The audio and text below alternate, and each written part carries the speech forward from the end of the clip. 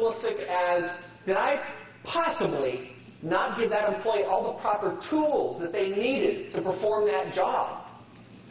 Did I not maybe give them all the proper training that they needed to get that job done?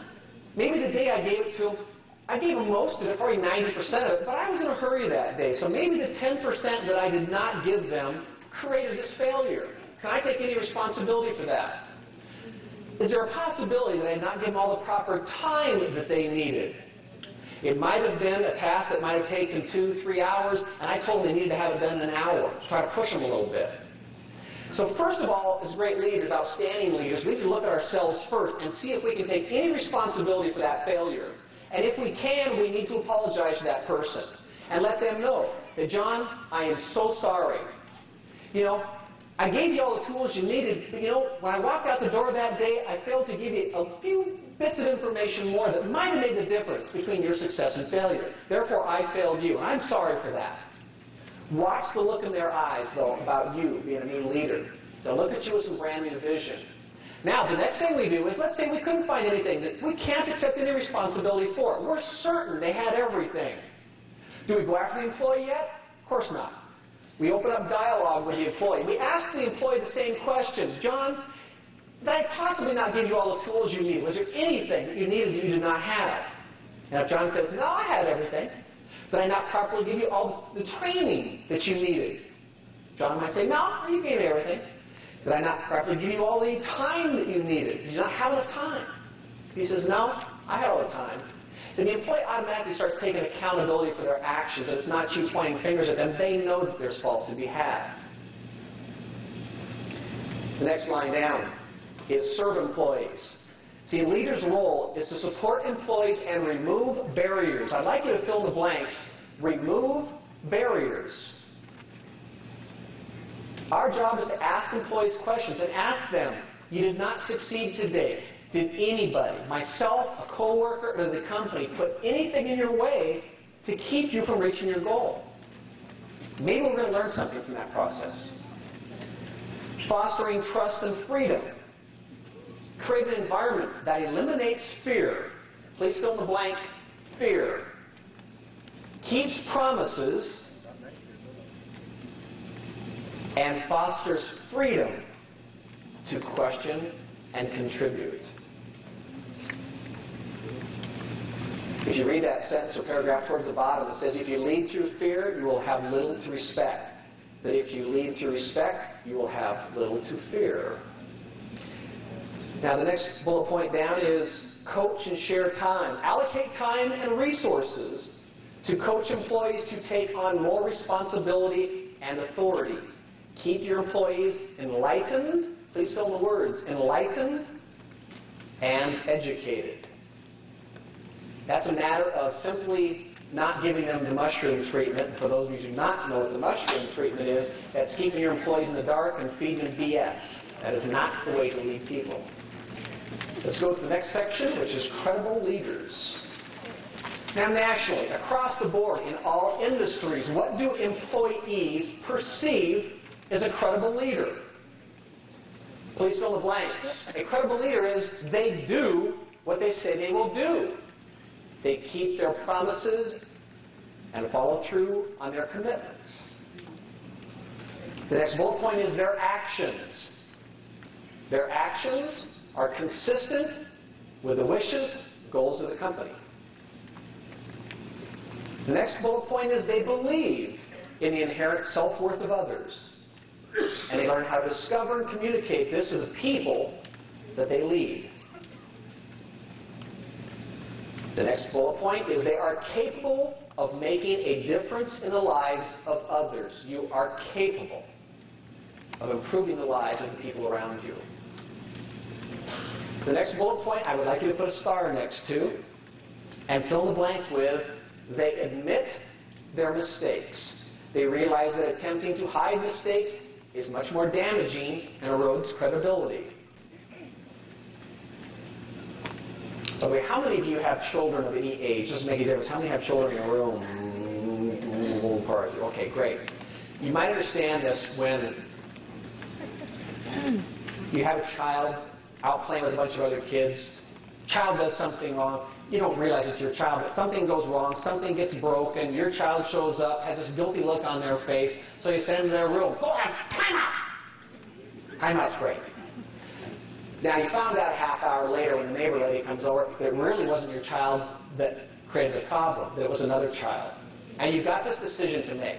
You can be the parent that says, oh, I'm not going to apologize to my kid, or you can be this outstanding parent that brings your child out and says, son, I am so sorry. I owe you a huge apology. I made a big mistake. I did not trust you. I did not believe you, and that was my mistake. I am so sorry for that. But watch the child's eyes again. Look into the child's eyes and look at the new respect they've got for their adult parent. And how good you feel. I don't know about you, but I feel good when I get the chance to apologize. I feel so good. I scream at my son daily just so I can, feel good. He's used to it. An apology, some of you may consider an apology to an employee. You might think, I would never do that. That's a sign of weakness. Trust me, it'll be one of the bigger strengths you ever have to be able to apologize to an employee if you can take some responsibility. The next bullet point down is they arouse optimistic feelings and enable people to think positively about the potential for success. This is creating an environment that does not allow the words, I can't. This is also very much like parenting. Since my son was able to speak, I would never allow him to use the words, I can't. He would come home and say, Father, I can't do my homework. I'd say, is it challenging? Oh, yes. Is it difficult? Oh, yes. Can it be done? Well, maybe. I never let him say it. Of course, now he's taking full advantage of me, though. He comes home now at the age of 14 and says, Father, I'm finding myself exceedingly challenged by my homework. He still does it. He's learned how to play that there. The next bullet point down, the last bullet point here, is they create a climate for learning characterized by trust and openness. The next section is comparing reactive leadership versus proactive leadership.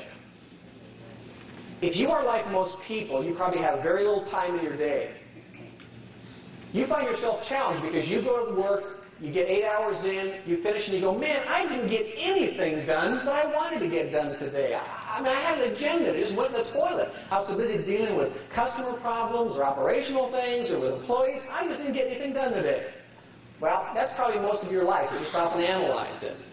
Being proactive, and you can fill in the top blank, by the way, the next blank down, is that a test of proactive leadership is the ability to recognize a problem before it becomes an emergency.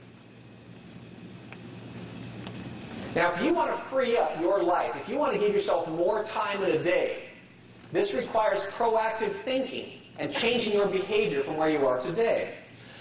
An example might be, you've got some things, every single day you deal with them. They just kind of eat away at your day. They're things that are waste. They're not good uses of your time. They waste your time, and you know it. What I'd like you to consider is sitting down and making a list of these things that consume your day. I would like you in another column to put down about how much time these things consume on the average each day. I mean, some days it doesn't take any time. Some days 30 minutes. So on the average, maybe 15 minutes. It may look very much like this. So what you do is you create a list. You've got, let's say for example, we have 8 things that we can think of that consume our time. We put all 8 of them down there. In the time wasted per day, we put approximately how many minutes each day I deal with these things. And if I can get rid of them, man, what a beautiful thing. I have a lot more time. Your goal as a proactive leader is to simply take your time. During week number 1, use an entire week and just commit to yourself that you are going to get rid of one thing per week. Take thing number 1. It wastes 15 minutes. I think it's going to take about 3 hours for me to sit down at a table and create a new procedure or a new policy to make sure that that thing never comes back and haunts me again. Invest 3 hours during that week, boom, it's gone. The next week, you've gained 15 minutes of your life back. Thing number 2, eats 10 minutes of my day away. It's going to take me about an hour to sit down one morning and have a meeting and coach my employees so that they understand how to resolve this issue so it never happens again. 2 weeks down the line. When you get down to the 8th week, Yeah, it took you 2 months. But after 8 weeks, you've now gained 120 minutes, 2 hours per day that you never had before, that you now have for the rest of your life, hopefully, and that's it. It took you 25 hours to do it. It was not painful. It happened over time. The problem is most of us don't respond this way. The majority of us say, oh, it'll be better tomorrow. Oh, tomorrow will be a better day. Oh, next week, things are going to lighten up for me. And we've been saying this stuff for years. Don't let it happen. This is how you can get rid of those things.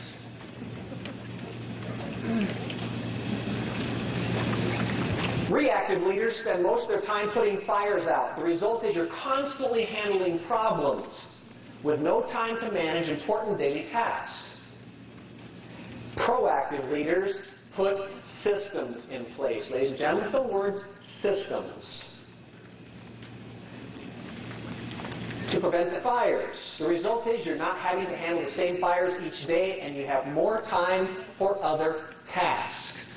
Please accept the concept from me that people do not fail as much as systems do. If an employee in your restaurant fails, I ask you to look very carefully at what system you can put into place as a protective net to keep that person and other people from failing. That is also thinking proactively.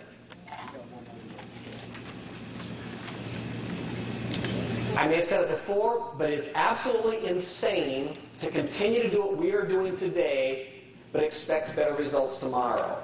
Something has to change in the way we do our business and the way we act today if you really want better results tomorrow. And that's why we talk about proactive leadership. Let's talk about another idea. When a fire flares up in your environment, are you the kind of leader that throws a bucket of gas on the fire? You ever work with anybody like that? You go to them with a problem and all of a sudden it got bigger? That's that. Or are you the kind of leader that throws a bucket of water on the fire where you quickly extinguish it?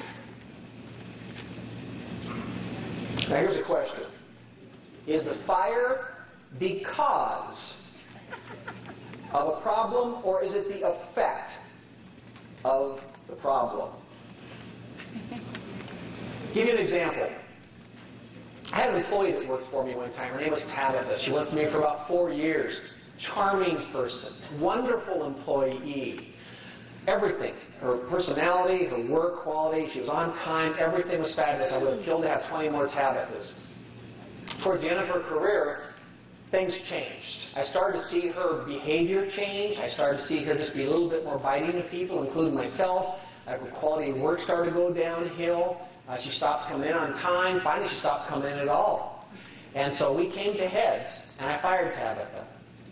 A couple weeks after we both calmed down, I sat down, and I finally opened up dialogue with Tabitha. See, the problem was, while I saw Tabitha as a problem, I was looking at her as a problem and treating her as if she was a problem. Now, I had other problems going on in my office at the same time. I had other people that were popping up as problems, but she was a big one at that moment. After talking to her and actually opening up dialogue for the first time with her, I realized that she was really not the problem. I sat down with the other employees and I asked them what was going on, and they told me their story. Turns out, these people were not problems at all. They were simply symptoms to a greater problem in my organization. It was my vice president and general manager. I fired this person, removed them from my office, and everything came together, and everything's been perfect ever since. It was the very first lesson I had that when you see things pop up in your restaurant, don't look at them initially as a problem. Maybe consider the concept that they are simply symptoms to a greater problem in the organization or in your restaurant. And you find that out by opening up dialogue with your employees. Please fill in the last bullet point for me. Maybe the poor morale is a symptom to an illness in the organization or the environment. How about delegating? See, if you're going to be an outstanding leader, you have to be a good delegator. For those of you who think that doing the job and doing everybody's job for them works for you, it won't. It'll stress you out. It'll kill you. You need to be a good delegator. But as a good delegator, you need to realize that even if you are good at delegating, you can never walk away and remove your responsibility. You are always going to be responsible for what gets done.